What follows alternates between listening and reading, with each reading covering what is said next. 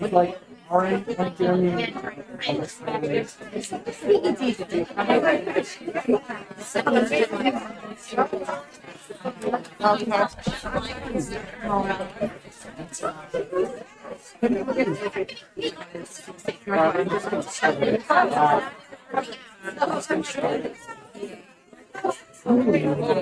That's I toured it. Well, not really. That's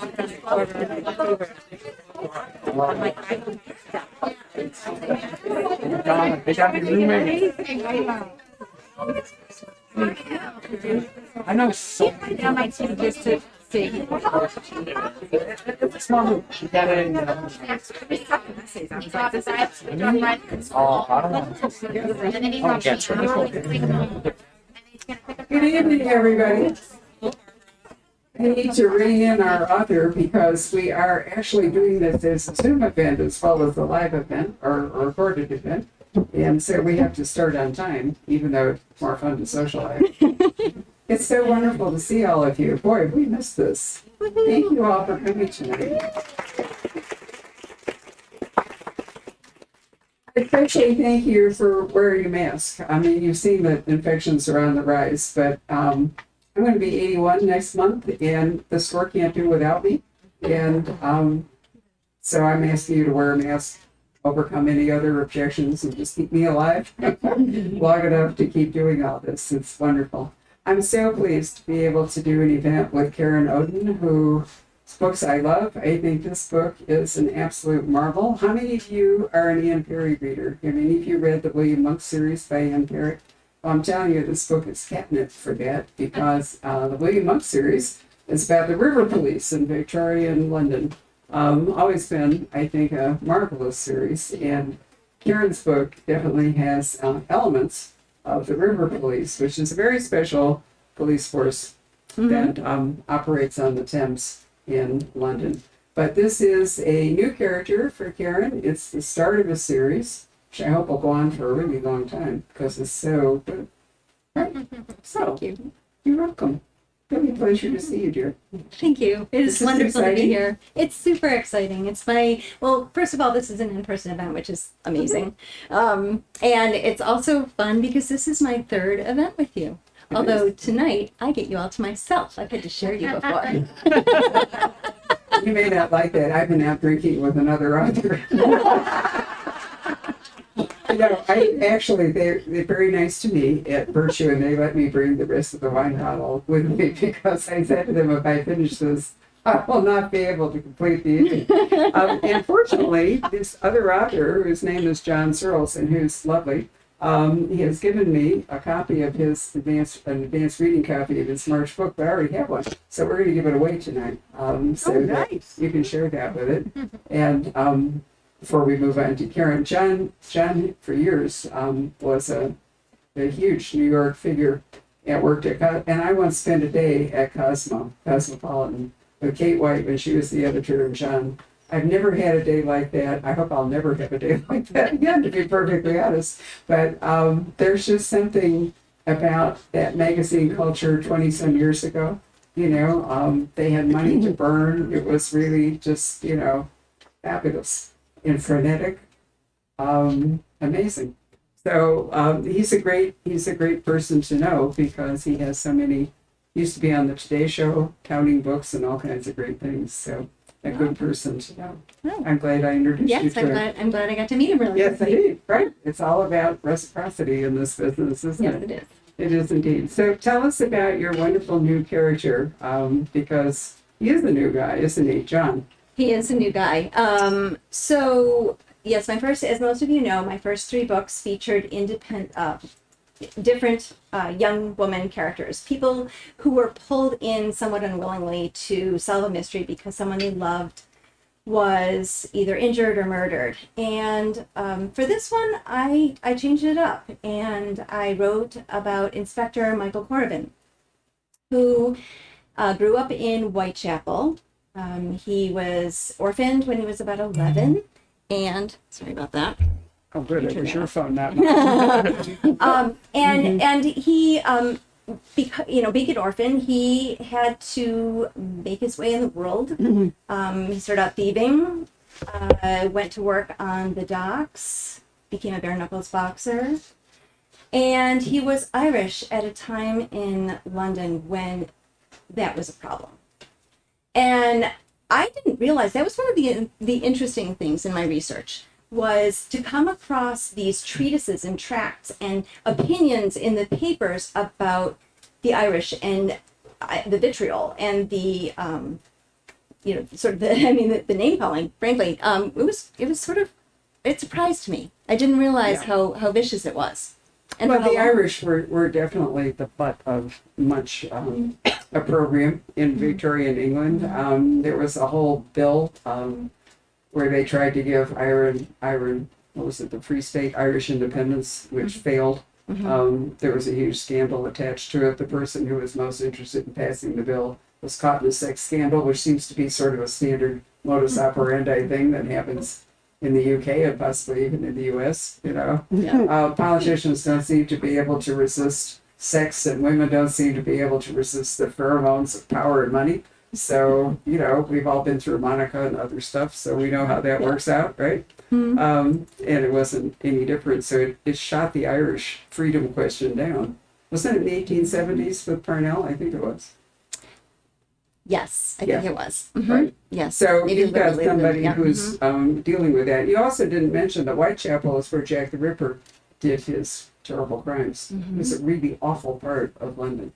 Yeah. When Dickens walked through it, he was so horrified that he drew a lot of his inspiration for the really nasty sections of his books right out of Whitechapel. And Jack the Ripper was a little bit after my book. He was around in the 1880s. I think 1888 was that his year that he killed all of those women. So I'm a little bit before then. But that was another piece of information I didn't know, was the number of serial murderers who were in Europe. And half of them were women. And some of them were killing with a wide variety of materials. Arsenic was a favorite. But there was one woman who killed, I think, her first husband with arsenic and her second one with a potato masher. And that's got to go in a book sometime, right? That's got to get in there. But I was surprised by the number of serial killers. They called them sequential murders. That's what they called them back then. Well, they didn't have great forensics in those days, so you could get away with a lot of crimes, particularly poisons that you couldn't possibly get away with today. But yeah, there's a distinction between serial murder and a serial killer. Serial killer, is a randomized kind of a thing, and people are generally thought to be, if not insane, at least deranged, that are serial killers. Serial murder actually has a method for it. The ABC murders by Agatha Christie, for example, is a great example of a serial murderer. So there are lots of husband and wives serial murderers where they would marry, and who was the guy that drowned all his wives in the bath? He would marry and then he would drown a wife, and then everybody said, "Oh, is that too bad she died?" And then he'd do it again and they'd go, "Oh, that's too bad she died." And he got away with like 4 or 5. He was famous. He was like, I don't know about the bathtub killer. Yeah. I don't think it was tripping. I'll look at it. Patrick, you're failing already. Where's your phone? Patrick and I have a well-polished routine on Zoom. It's really wonderful because I'm so old I can't remember a lot of things. So I will say, I really like that book. Can't remember the title, and then it will flash up on the chat because Patrick will. It's so wonderful. It's like a genie. Oh, he is. He's very reliable. Yeah, he is. He really is. Yeah. But there really was. What am I looking at? Bathtub? You're looking at the Victorian man who drowned sequential wives in a bath, and that is a serial murderer. Because he wasn't crazy. He actually had a plan. He was doing it for the money and whatever else. So that's different. Yeah. Yes. It's not a thrill kill. No, it's not a thrill kill. Yeah. And my book isn't a thrill kill either. My book is about revenge, and there's a plan and there's a motive. So yeah, it's not quite so much fun. I don't think to talk about. I like the way we talk about fun murders, So speaking of which, here, this is for you. You need to open this. I do? Yes, you do. This is a present for me? It's a present for you. Wow. It's just a small token of my esteem and affection. All right. So, but speaking of murder, Drop it. Arsenic. Wow. That's cool. All right. Where are we? Whoa! Even further down. Okay. So if I drink from this, it's going to be fatal. Right? It is a mug. I love it it. is the mug. It is a mug. Oh, hey. I wonder if coffee was the beverage of choice in conveying arsenic. Look at that. Oh, murder, murder, murder. Coffee. I'll be sure to do this every morning now. Thank you very much. You're How really welcome. kind of you. You're welcome. I love it. Beautiful It's also day. not a wimpy mug. It's big enough to hold enough coffee first thing in the morning. So tell us about the river police, because or the whole effect of tell us about the whole effect of the fact that the Thames ran through London, and you even come up with the reason the Thames is called the Thames. Yes. Okay. Now I'm gonna have to remember. I put it in my book, but it was in your while book. ago. Okay, so I think Thamesis was a Right. Sanskrit word Mhm. meaning dark, and so that's where the Thames comes from. Right, Yeah. and it was incredibly polluted in Oh, Victoria times. Do Disgusting. you all know about mudlarks? Have any of you ever seen the movie or read about? Mudlarks were, they didn't have to be kids, although very often they were. The Thames is a tidal river. So it would, go up and then it would go down. And when it went down, the banks in London were mud, they weren't sand. And there was a ton of stuff because the river was, like a sewer. And people would go out and they would pick up stuff out of the mud and then they would sell it. Mhm. Often small children would do that. Yes, And bits of there's tin, little household items, rings. Of course, there are also, bones and dead pieces of dead bodies, and clothing, and sometimes coal and things like that. And coins, And coins, yeah, money, actual Yeah. money. Yeah. So it could be, you could really hit a bonanza if you were on a lucky day, where maybe somebody had lost a purse or something and there would be a whole lot of money, stuck in the mud. Mhm. So mudlarking was a verb, and mudlarks was a sort of a profession, if you will. Yeah. There's actually a really great book called Mudlark by a woman. I think she wrote it in the 1990s maybe, and she spent, I think, 2 or 3 weeks mudlarking, and she did it with a guide. So these are actually guided tours where you go in and they give you these big wading boots and you have a bucket and you can just go in and find things.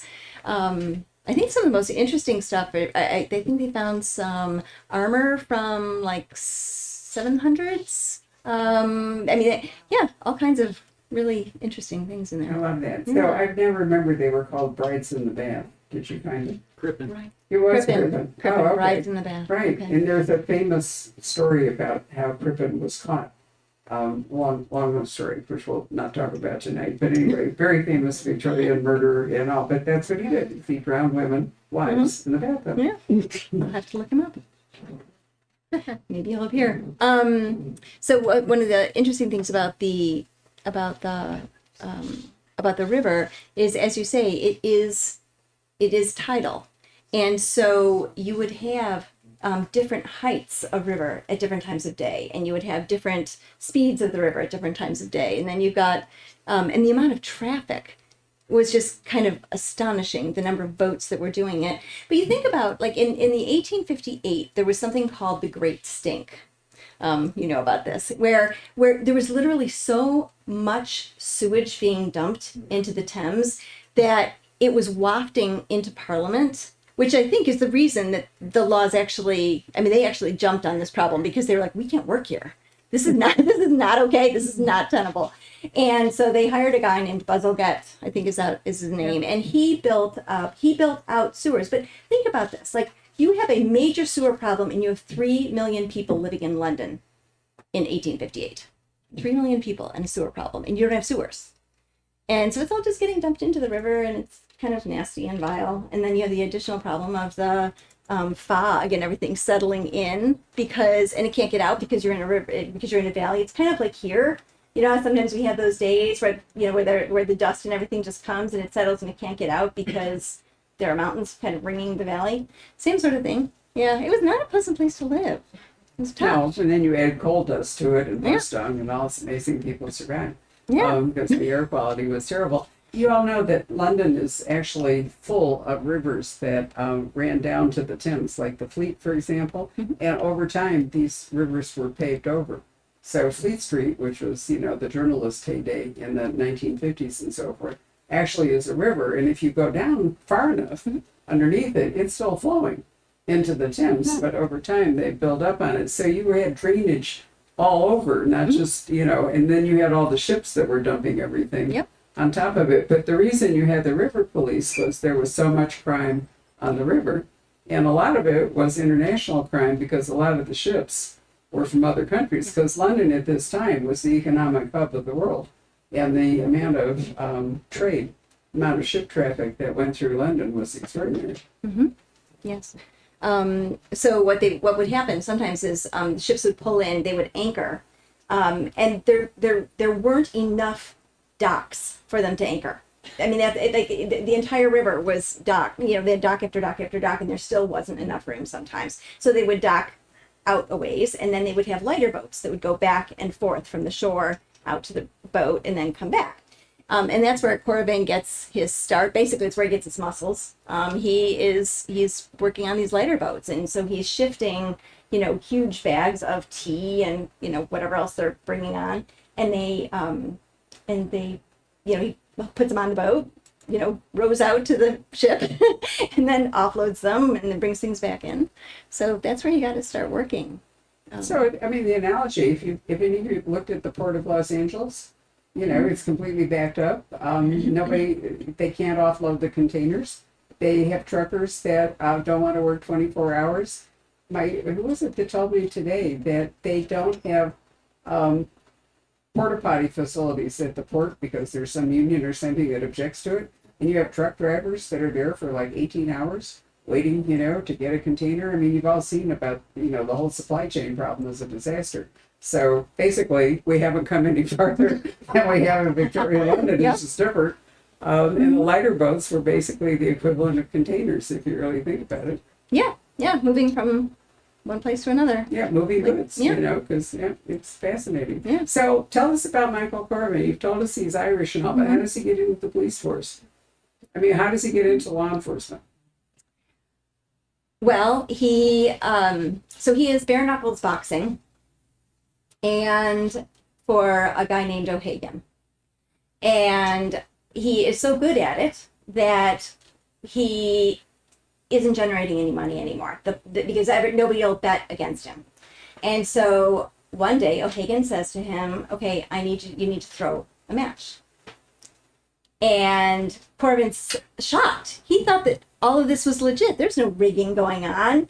And two of the guys kind of pull him aside. They're kind of like, "Are you kidding? Remember those first early matches you were fighting and you were winning constantly?" And Corvin is mortified. And he doesn't want to throw a match. He's got this great winning streak going. He doesn't want to lose to this new kid. But basically O'Hagan says to him, you have to, or you're out of here. And he intends to. He goes into the ring and he intends to, but then he just can't do it. And so he hits the guy hard and he ends up on the floor.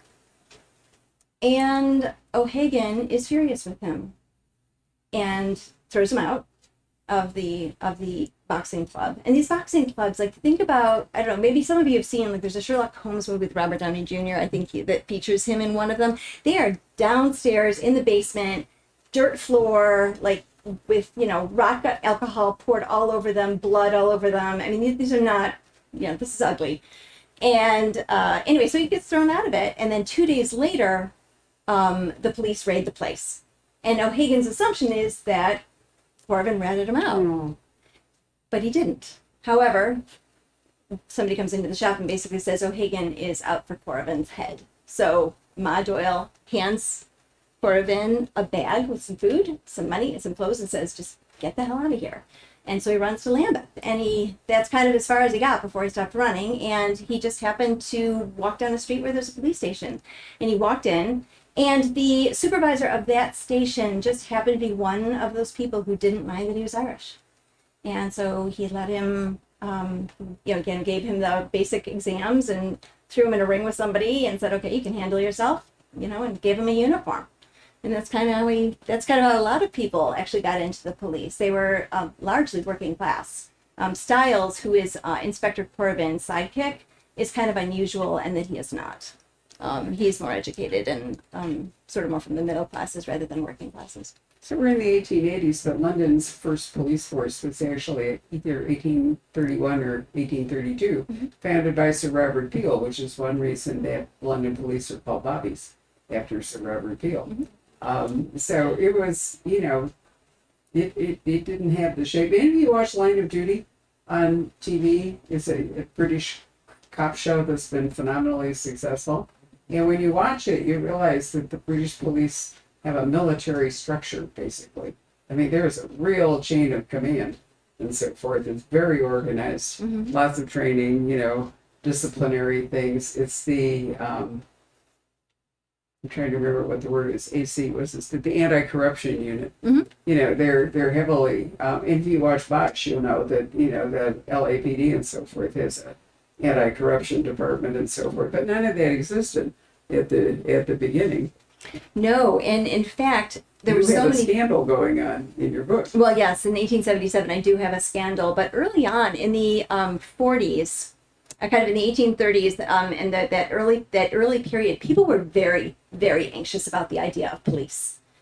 This made them really nervous, and not so, any different than right now. No, the police. No, it's there's a lot of anxiety, and one of the things that they did to try to combat it, to try and reassure everybody, is they put them in blue swallowtail coats, which were not military red. They didn't want it to be the military. They didn't want to make it look military. They wanted to make it more look like you were a gentleman. So they had these swallowtail coats, they had trousers, and they had these top hats, leather top hats that were reinforced with cane so that you could use them as a step stool. And you could also use the brim. I found this out from Will Thomas. He had to tell me this, to break someone's nose. So it was a weapon, masquerading as a gentleman's hat. But so people, and then eventually they changed and they had the helmets. But when they were first starting out, one of the things they were trying to convey is you can trust us. We're here to help you. We're gentlemen. We're not thugs. But of course, the problem was that later on, corruption scandals came out. And one of the things that Inspector Corbin has to deal with is that in 1877, the year before this book begins, 4 of the inspectors at Scotland Yard were put on trial for taking bribes from conmen. And 3 of them were convicted. One of them wasn't convicted, but he was kind of kicked out.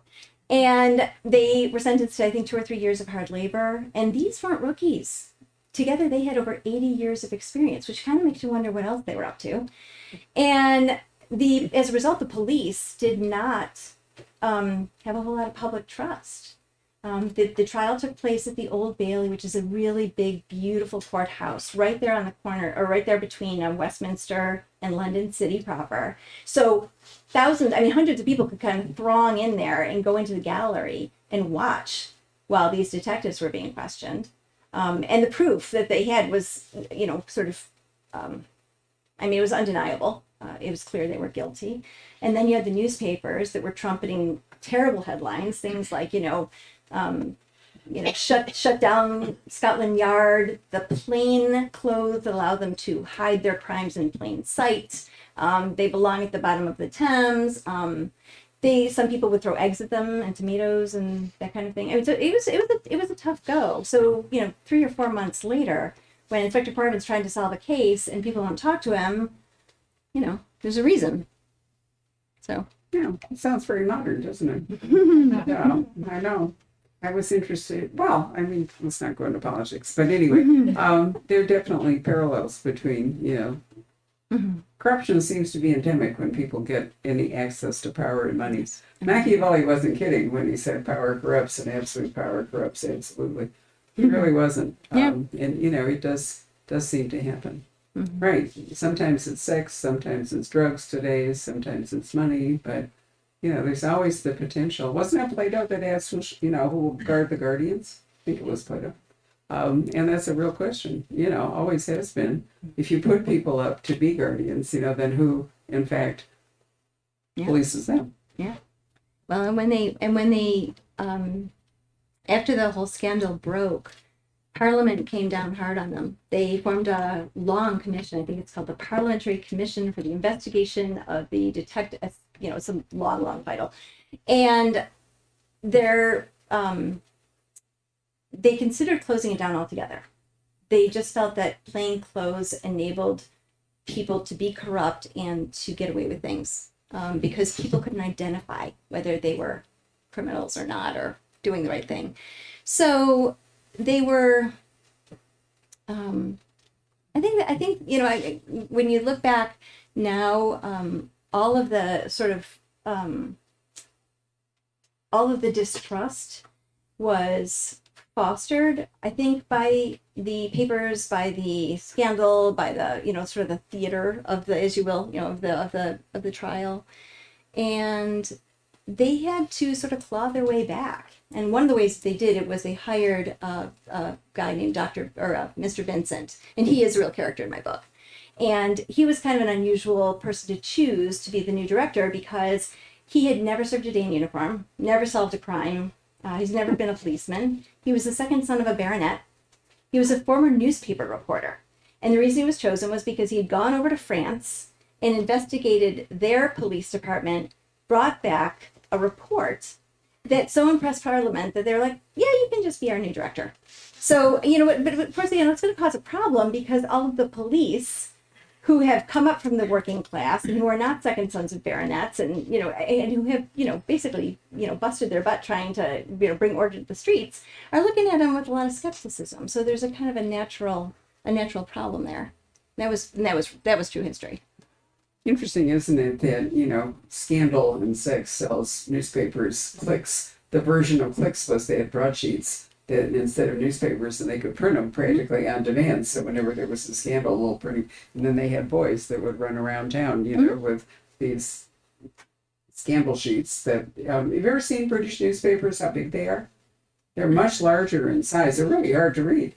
If you're like on an airplane or something and you pick up, it's hard to fold them up and, whatever. But those broadsheets were basically the equivalent of, our media, and clicks sell broadsheets, right? So they leapt upon all that stuff in order to, how many of you doom scrolled during 2020? It was kind of the same thing where you just couldn't, stay off your phone, because now we assume, I took my car in today to be repaired and I got a text asking me to DocuSign the invoice before they repaired my car. And I thought, they just assuming that everybody not only has a device but actually knows how to use it. Yeah. Which, I was really blown away by that. I thought there's almost nothing you can do now that doesn't demand your phone. So you're chained to it. Mm-hmm. You really are. Yeah. So it's nice to read books where that is, but there were other things that were just as riveting, that kept you trapped. So with Michael Carman, what's the case that he gets involved in, and how does he deal with all that?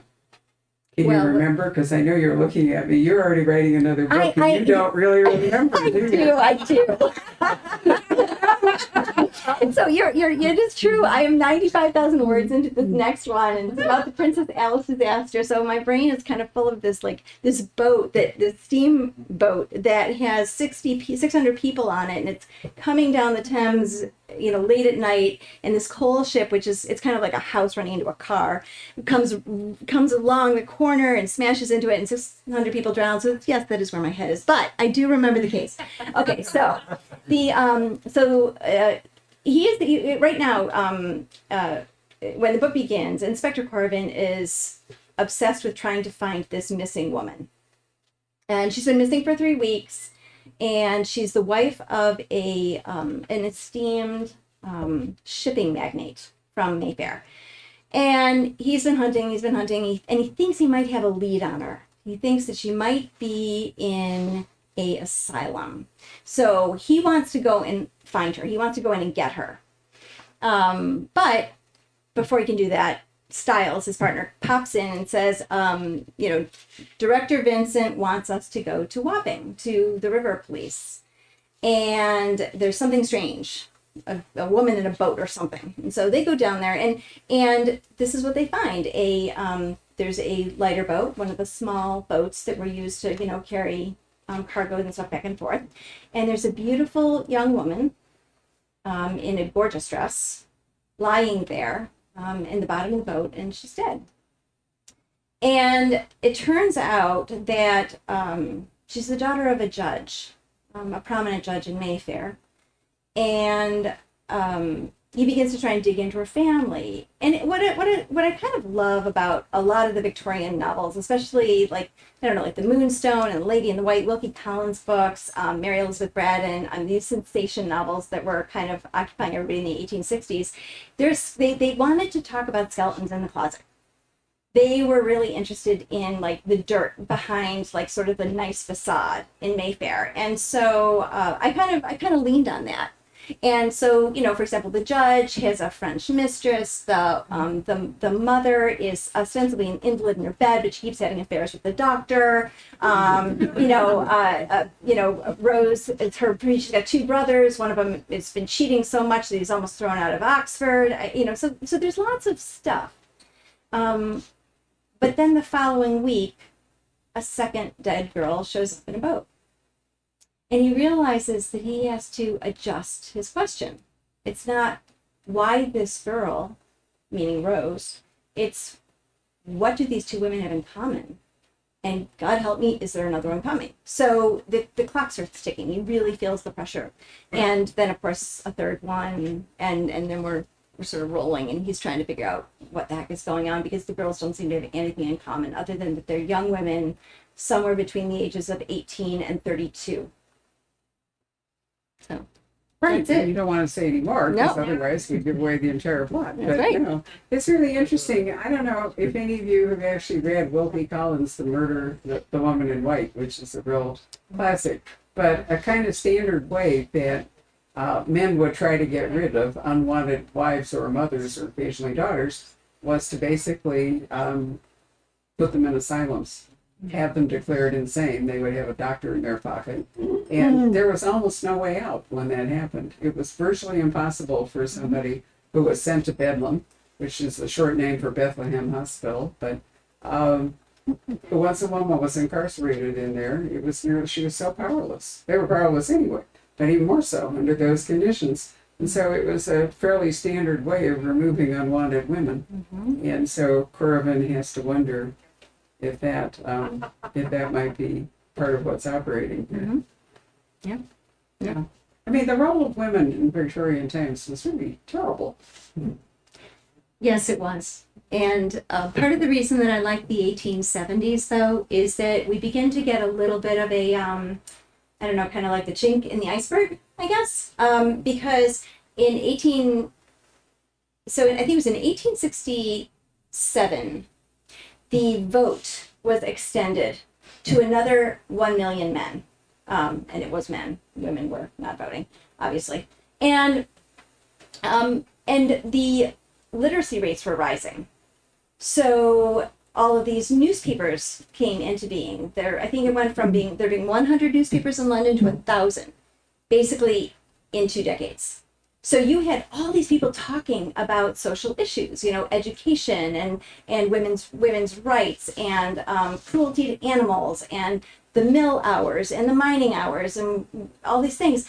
And one of the pieces of legislation that was so important was that in 1870, the Married Women's Property Act made it possible for the first time ever for a working woman to keep her wage and not hand it over to her husband.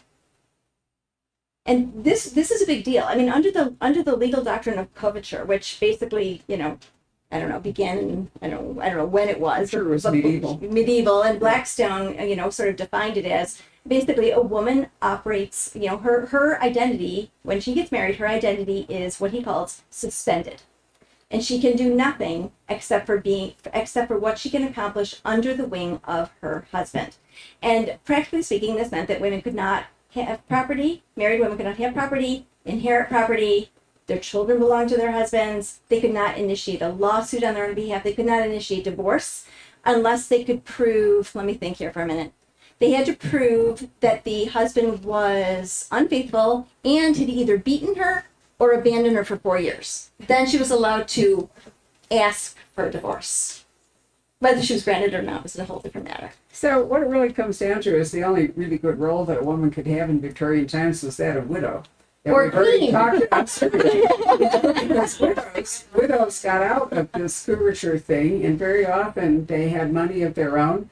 They didn't have to be chaperoned anymore. And we talked earlier about serial murders. There was a real incentive for women to kill off, husbands and become widows. There really was. It happened a lot. Yeah. But it really was the best place to be would be a widow. Mm-hmm. Absolutely. Yes. Yes.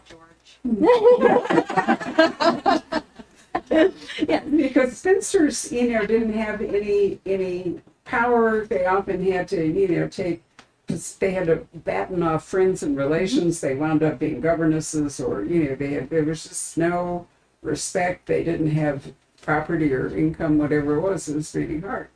But the other thing about being a widow, though, was that if you were married to, let's say, anybody in the aristocracy, when you were widowed, your role immediately changed because you became a dowager. And then you were kicked out of the family home because the next heir would take it. If any of you watched Downton Abbey, you know how that worked.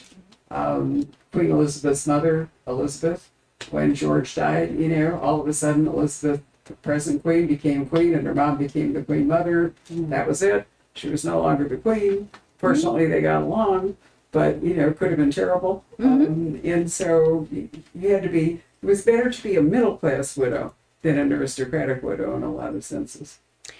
Yes, and the other, and I always thought this was really kind of interesting that Queen Victoria was on the throne. The sort of like the model for the royal family was, we have Queen Victoria, and then we have her husband Albert, who he was sort of an accessory, right? And she was the important one. And yet women's rights over the course of her long reign from 1837 to 1901 really didn't start improving until quite late. No, she was also a widow, may I point out, for most of her life. Yeah. Yes. Right, which was a different thing. Anyway, Michael Carman's a really interesting character. I like the fact that he's Irish because that makes him an outsider.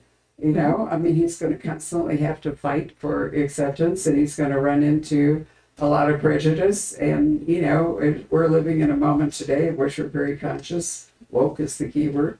And so if you were Irish, you would have been in that same position today that many people are occupying in this kind of, but nobody was woke for the Irish. So that was, he's a fascinating character, I think. And you should have lots of room to maneuver.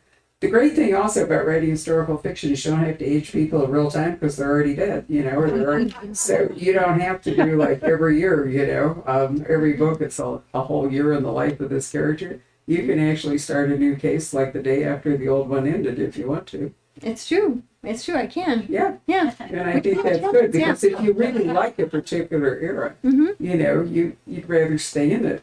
Yeah, I really like my 1870s. Exactly. Yeah. So he could just have a case every month and it'll all be good. No, I'm serious. Yes, but it's kind of like that TV show. What were we watching?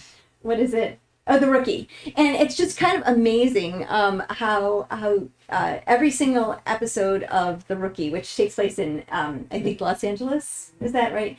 And it's with Nathan Fillion, who used to be in Castle, for any of those of you who used to watch Castle. Anyway, but it's amazing that every single episode, he is shot at least 5 times, and he has to pull his weapon, and, you're just kind of like, I don't think that's realistic. But we like the show. Well, I'm delighted that you found Michael. And Karen's also with a new publisher. And so she has a hardcover book instead I of do. a paperback book, which is, reads the same, but it's still kind of nice to have one.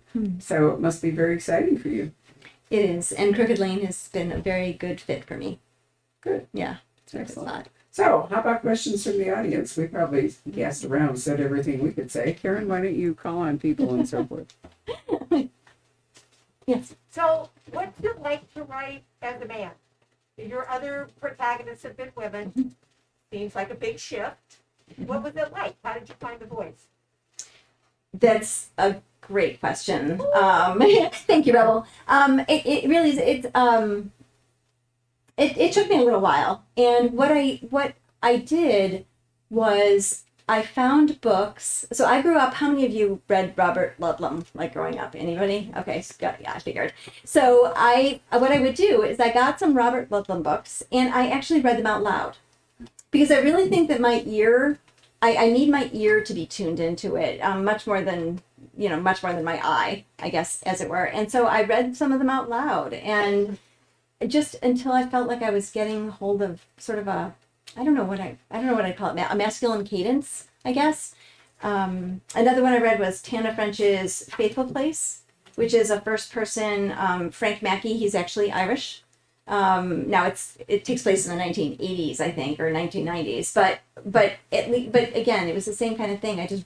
I would read 2 or 3 pages out loud before I begin my writing for the day. And that kind of tuned my ear, I think, because I didn't want to sound like a woman writing a man's voice. I wanted to sound as, close to it as I could get. Anybody else? I mean, realistically, she couldn't really write about a woman being a policeman. At this time, she's going to have to write about a guy in order to make it work. There's one back there. Heidi? Were your other 3 books in the 1870s? Yes, they were. So A Lady in the Smoke was 1874, and Danger Sweat and Trace of Deceit, I think, were both 75. Yeah. So what interests you so much about the 1870s? I mean, there are, many decades in Victorian times. Why the 1870s? I just think it's the most fascinating because, partly because, what I said before about I think that social change, the wave of social change being fed by the newspapers and the change in the voting and everything. And also there was just so much legislation. It wasn't just things like the Married Women's Property Act, which was, I think monumental, but like the Education Act of 1870, all of a sudden now every child, boy and girl, from age 6 to 12 was educated, mandatory. That's again huge deal. I mean, these are big changes, and the railways had kind of caught on, and they had sort of spread over everywhere. So which changed travel, science, technology, the kind of food you could eat, what you could do on Sunday, whether you got mail or not. So there are all these changes, and I wanted to put my characters who I want to change. I mean, I want them to change because I feel like a character arc in a book is really important. They have to change. They have to revise, for example, the sort of personal narrative that they have going on in their head. And they have to revise it in order to solve the mystery. So you've got a character arc, but it's supported and I think echoed in interesting ways when you've got society changing too. So you've got kind of both bouncing back and forth. Yeah, Jen? So which character, based on that arc, gave you the most challenge? Karen, can you repeat the question? Oh, I'm sorry. People Yeah. are watching. Oh, I'm sorry. So which character, based on that arc, gave me the most challenge? Of the 4 protagonists that I've had, Corbin. Yeah, he.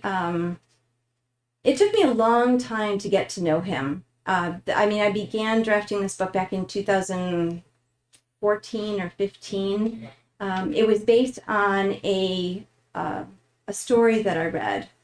It was an article in the New Yorker. It was about race and the law.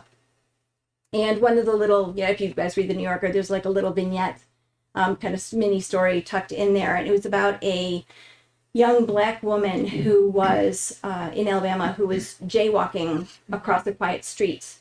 And a man came around the corner and hit her. He was white. He was under the influence. He was driving an expensive car, put her in the hospital for several months.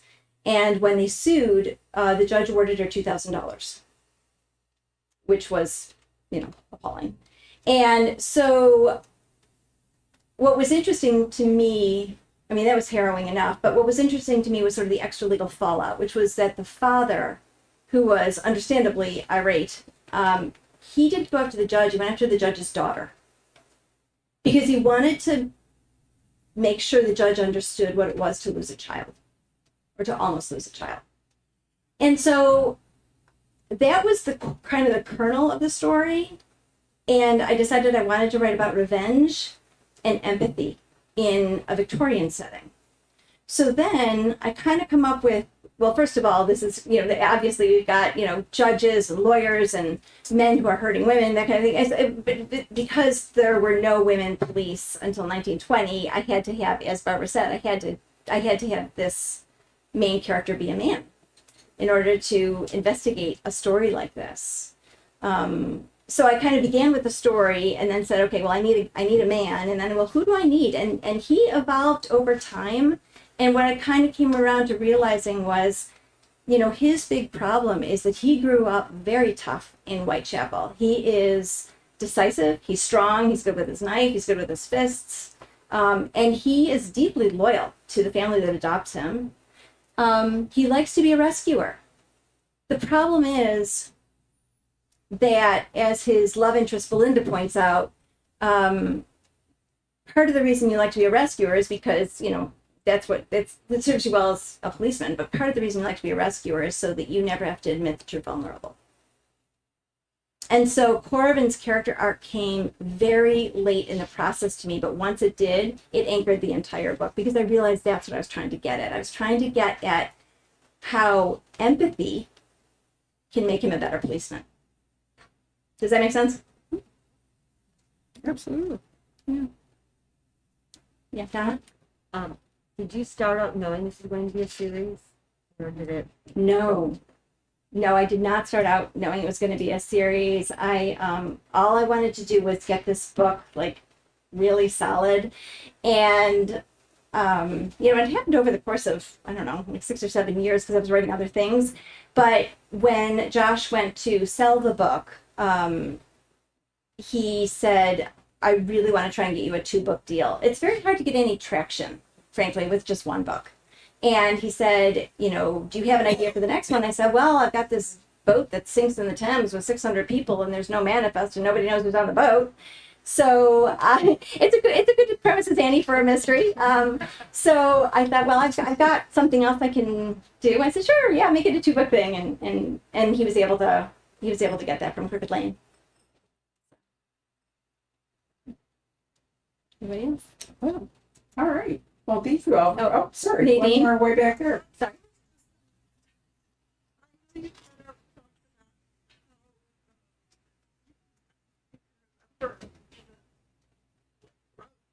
Oh, It takes so long, and then you're working on another book. How long is this usually for you to process? Kind of getting the idea. I don't know, does it take in general, is there authors to see kind of publish a book every year? yep.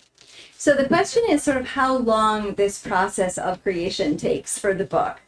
And, when I think about Trace of Deceit, the kernel of the book came from my work at Christie's, which was in 1995 or 96. So sometimes you're leaning on something that's really old and, kind of dragging it forward with you, I guess. But I am a slow cooker. I am not a microwave, and it takes me a really, really long time to write a book. I mean, Lady in the Smoke, I think I began when Kyle was 3, so that was 2007. Then I abandoned it. I wrote a couple really bad young adult books. Those are in a drawer somewhere. We won't look at those. And then I kind of came back to A Lady in the Smoke, and then I dropped it again, and then I picked it back up. And that one wasn't published until 2016.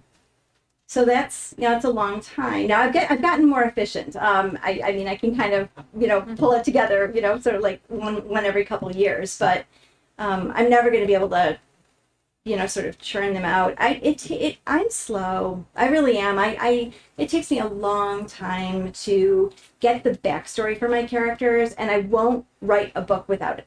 Like I get kind of like 3 or 4 chapters in, with that kind of initial impulse, like, oh, here, let's have a ship sink in the middle of the Thames.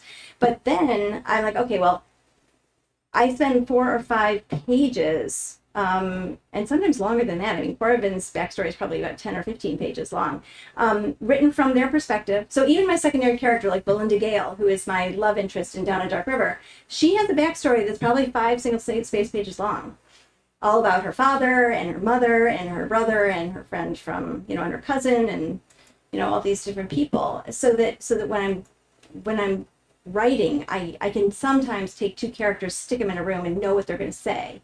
And then I just write it down because I know them well enough. So that's what takes the time. And I can't rush that. Just out of curiosity, like your desk and where you work, do you put these? I can't fathom writing a book, and so that's why I have these like very basic questions. Like, do you have like cards or something that I this do. person is, Yeah. but this person thinks this way, and this just seems too much. So Naveen, what Naveen really wants to know is what the heck does my workspace look like if I'm trying to do this. So I have a map of London on my wall, an 1870s map. I have to, and I have like little tiny stickies, and I put them around. I have basically typed pages that I will print out and sometimes highlight for the backstories for usually about 5 or 6 of the characters. And then I have colored note cards, which I strew on my floor. And, I try and shove my dog out of the way so that they don't get all messed up. And when I'm working on 2 different plots, which is character plot and mystery plot, I use 2 different color cards and I have them parallel down my hallway. So that's, it's very old school. I know there are a lot of people who use, there's a really great thing called like Scrivener, I think. It's supposed to be a great organizing tool. I tried to use it. I was like, okay, this does not work for me. I need my like colors and I need my little markers and I need stickies. And so, yeah, I do it the old school way, but. That's just fascinating. Right. But you know what? You could ask that question for every author that comes here, and every author will give you an answer that is both different and the same. The creative process is entirely unique to the individual. And I also have formed a theory that if it worked the first time for most authors, regardless of how weird the system was or how arcane it was, there's enough superstition there in the creative process that they repeat that. So some people perpetuate inefficiency and some people do not. Also, there are writers who can write 2 or 3 books a year. I did David Baldacci's National Book Launch on Tuesday. He's got 3 books coming out next year. He had 2 books out this year. They just churn out of him and other people. I think historical mystery generally takes more time, historical fiction rather. Because there's more research, you're not just making it up. You have to actually look up some things. Mm-hmm. So, part of it is genre specific, but a lot of it is just whatever works for the author. And I'm sorry to tell you that the magic doesn't transfer. You will not learn how to write a book by asking characters. It just doesn't work that way. It really doesn't. Interesting. No, it really is. I mean, not that I have an interest. It's just not my thing, obviously. I know that. But, I just wanted to know how she does it. Right. I understand. This is a great question. There was a question over here. Janine. I was just wondering, seeing as that you have a 2-book deal, when's the next book coming out? Did they give you a time frame on that? They sort of have. So the question was, if I have it, seeing as they have a 2-book deal, when is the next one coming out? Probably next year at this time. So I have to turn this into my agent kind of middle of January. I always have him do a beta read. I have 5 or 6 author friends who beta read for me, and have cut all kinds of like really bad bloopers. So I'm really glad that I have them. And then I have to have the manuscript, I think, to my editor on March 1st. And then we sort of go back and forth with a few, rounds of editing and that kind of thing. So, but yeah, I'm hoping to have it out by the end of next year. What else? So how long, you said you're getting faster. How long has this book been percolating, the second one? Oh, yes, the Princess Alice disaster. Whenever I say Princess Alice, I'm sorry, but I have to wave hi to my friend Alice back there because before I think about her. Okay, so the Princess Alice disaster I found about 1.5 years ago and started thinking about it.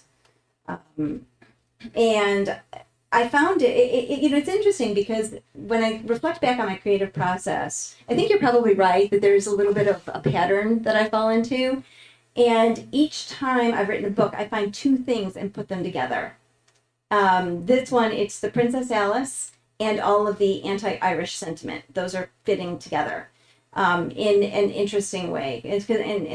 And so I guess it was about 1.5 years I found that, and then started writing and really finished up a very messy 85,000 word draft about, 2 weeks ago.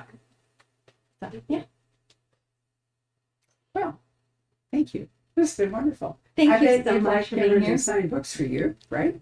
So what we're going to do is, because we didn't give out, did we give out numbers? We didn't do numbers, did we? All right, Karen, I want you to, at random, I said we were going to give away Her Last Affair by John Searles, and I'm trying to figure out how we're going to do that without numbers. So I'm wondering if you should just point randomly at somebody. Oh dear. Okay, wait. Like the Close your eyes. It's like a Ouija board. Close your eyes and walk down the aisle or something. Sticking it to her. That be what? How about a trivia question? Oh, a trivia question. That's a All good right. one. A Victorian trivia question. Oh, Victorian trivia question. Let's see. That's what I'm, the teacher. Yeah, right. How many children did Queen Victoria have? That's a good one. 9 questions. Who answered it? 9. It's your book. It's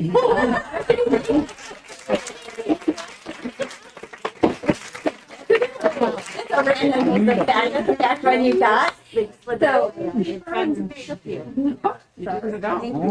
that works out well. yes, okay. And so I have 2 short story collections here. These are from Desert Sleuth. So I do have a short story in here, but there's also, I think, 20 or 22 other short stories in here. These are good for when you have 15 minutes to kill, kill. Yeah. And, and you're sitting in line somewhere, you're bored, and you can just grab them. So I've got one more. Okay, here's another question. Let's see. What is laudanum? Yes. It's basically like heroin. It comes from the opium poppy. Yes. Okay, you get that one. All right, that's a good one. There you go. Here's an interesting fact for you, by the way, since you mentioned laudanum. Gin was the opiate of choice in the 18th century. That's when London was drunk, essentially. Gin was developed in Holland. It's called gin from Geneva.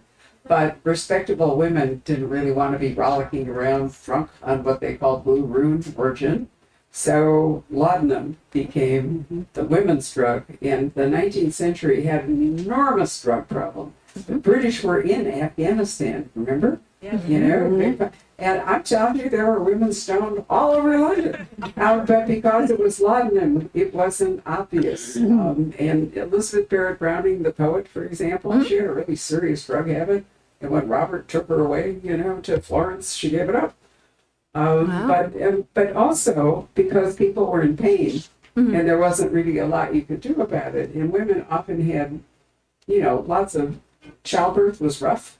And lots of women had, serious pain issues and all, but there was a huge amount. Laudanum was basically opium dissolved in some kind of a spirit, if I remember right, alcohol of some kind. That was a tincture. Not that different than patent medicine. If you, ever watch like Pay Your Wagon or something, and you see these guys running around the West with the bottle, you know, they're just alcohol. Gunsmoke. Hmm? Gunsmoke. The Yeah, doctor Gunsmoke. was always giving them laudanum. That's the only Yes, reason. that's the reason you know it. Okay, so the other interesting thing about laudanum, as opposed to gin, is that in the 19th century, gin was taxed. Laudanum, being a medicine, was not. So it was sort of the drink of the lower classes because it was cheaper. No, No, laudanum. laudanum, Really? because laudanum was a medicine, so it wasn't taxed the way that the alcohol was. So, and just think about, like, they used to give laudanum to little kids to help them sleep. That's right. Like, that's Teething. kind of amazing. Yeah, Teething. they used to do it from teething, which Yeah. is better than the other thing they did was they would pass babies over at the gas fire, gas them if they were teething. I'm serious. Oh, Yeah, no, really. Grandma. That was, they really would. So, you know, I mean, you got to think about it. Aspirin was not invented until the 1920s. There were almost no analgesics except alcohol or, you know, opium. Yeah. Yeah, natural things like the opium and the opium dens were big. Yeah, yeah, and cocaine later. Okay, here's one more trivia question. When was the first railway train run between Manchester and Birmingham? Earliest railway train. No guesses? different question. Do you have another good question? I have another good question. That is very specific. No, it was much earlier. No, All right, much earlier. so before It was railroads- 1830. Right, it was 1830. Before railroads, what was the major transportation? What was the major highway of transportation before railroads? in England? So yeah, basically it was the canal system. England developed the canal. Well, I've answered the question, so I threw that away. Sorry.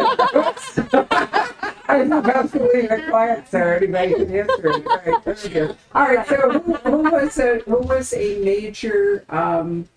major producer of porcelain in Victorian England? You should all know that. Wedgwood. Wedgwood. Wedgwood. Yep. Got it. He said it. Thank you for playing our silly trivia game. We like to do our giveaways.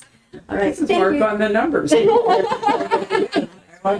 Anyway, so much. Karen, thank you so much for Thank coming you. tonight. It's really been wonderful to see you.